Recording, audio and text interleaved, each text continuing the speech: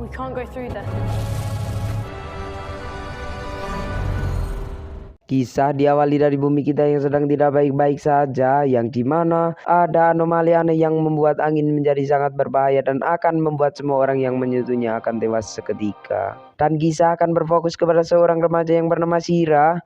Ini rarainya. Dia adalah seorang anak dari ilmuwan jenius yang mampu menciptakan penangkal angin yang dapat melindunginya. Namun karena faktor lingkungan yang tidak mendukung, kini ibu Shira hanya dapat terbaring lemas di tempat tidurnya dan menunggu ajal menjemputnya. Karena tahu waktunya sudah tidak lama lagi, ibu Shira pun memutuskan untuk memberikannya peta yang menuju ke sebuah tempat, di mana di sana Shira dapat meminta semua permintaan yang diinginkannya. Namun karena medan yang berat disebabkan oleh kondisi bumi yang sedang tidak baik-baik saja, ibu Shira pun berpesan agar Shira menjauhi daerah perkotaan dan berjalan tetap berada di dekat perairan, karena air dapat meminimalisir bahaya yang ada. Setelah memberikan wacananya, mereka berdua pun bergegas untuk tidur.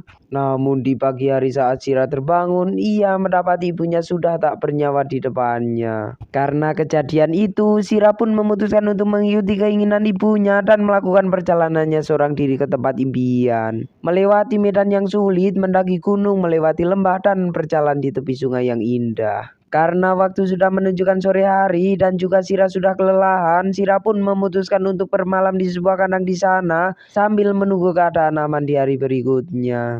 Namun tiba-tiba detektor anginnya berbunyi dan membangunkan si Shira. Dan Shira pun memutuskan untuk memeriksa keluar dan membantu seseorang pria yang sedang dikejar angin dengan alat miliknya. Keesokan paginya, saat Shira terbangun, ia menemukan seorang gadis kecil yang bernama Lily. Karena tak tega dengannya, Shira pun memutuskan untuk mengajak gadis itu bersamanya menuju ke tempat impiannya. Namun tak lama mereka berjalan, mereka menemukan seseorang pria yang sedang menjadi abu karena ulah dari angin semalam. Mereka berdua pun memutuskan untuk melanjutkan perjalanan dan melihat beberapa orang sedang melakukan ritual membalikan angin dengan memanfaatkan kekuatan dari beberapa kendi air yang dibawanya. Dan mereka pun juga punya alat yang sama dengan si Shira. Setelah melihat hal itu, mereka berdua memutuskan untuk istirahat di sebuah tempat di sana. Namun ternyata itu adalah markas dari pria botak yang kita lihat di lapangan tadi. Dan mereka berdua pun ditahan dan dimasukkan ke sebuah penjara di sana dan disuruh untuk menyerahkan semua barang-barangnya. Dan setelah beberapa waktu, Shira dipanggil untuk menghadap si botak dan disuruh untuk menjelaskan cara membelokkan angin dengan alatnya. Namun karena tak mau menjelaskannya, si botak pun memutuskan untuk menggunakan si Lily sebagai umpan dan berhasil membuat Shira menunjukkan cara membelokkan angin.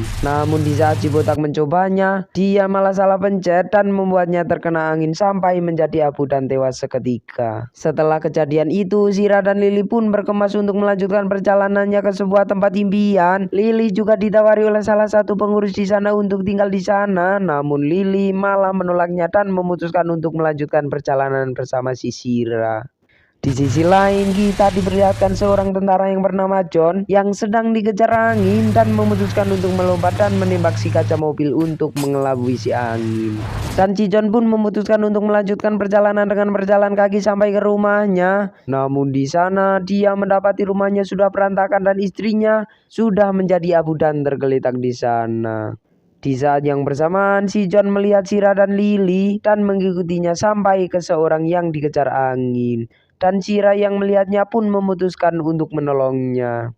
Setelah kejadian itu, mereka berempat pun memutuskan untuk bermalam di sebuah rumah di sana, beristirahat, berbincang-bincang, dan menyusun rencana untuk keesokan paginya. Namun di saat mereka berdua tidur, tiba-tiba ada angin besar yang menuju ke rumah mereka, yang untungnya angin itu hanyalah sekedar mutar-mutar di rumah mereka saja. Keesokan paginya, mereka berempat pun memutuskan untuk melanjutkan perjalanan. Namun karena sedikit berbeda pendapat, Shira pun memutuskan untuk melanjutkan perjalanan sendirian. Yang untungnya Shira berubah pikiran dan mau bersama mereka lagi untuk mengambil peralatan di tempat gurunya si Jessie. Sesampainya di rumah gurunya, terlihat beberapa percobaannya, dimulai dengan menggunakan air dengan alat pemancar radio dan ada beberapa alat yang sama dengan milik si Shira. Namun karena Chase memecat Sae, tiba-tiba ada angin besar yang datang menghampiri mereka. Sira dan Lily yang menunggu di luar pun seketika panik dan lari ke dalam. Namun karena kurang cepat, si Lily pun harus terkena angin dan tewas seketika. Karena kesal sedih dengan si John dan Jesse atas kematian si Lily, Sira pun memutuskan untuk berjalan duluan dan memutuskan untuk beristirahat di sebuah bangunan di sana. John yang tak tega dengan si Sira pun memutuskan untuk menghiburnya dan berjanji untuk memberikan Kinder Joy saat semuanya sudah berakhir. Karena tak berhasil membujuk si Sira, si John yang kesal pun malah padu dengan si Jess sampai larut malam. Keesokan paginya, mereka bertiga yang sudah bangun pun memutuskan untuk melanjutkan perjalanan dengan membawa beberapa peralatan yang didapat kemarin.